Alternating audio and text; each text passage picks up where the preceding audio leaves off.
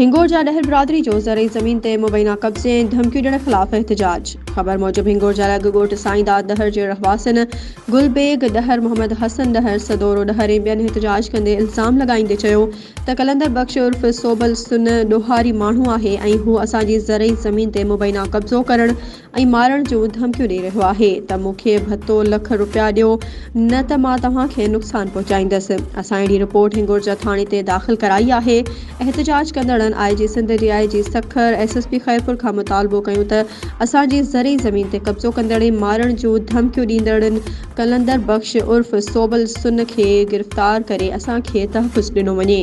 वधीक ख़बरुनि ऐं अपडेट्स जे लाइ असांजे चैनल खे सब्सक्राइब कयो ऐं हा बेल आइकन खे प्रेस करणु न विसारिजो त जीअं असांजी हर नई अचण वारी वीडियो तव्हां ताईं पहुची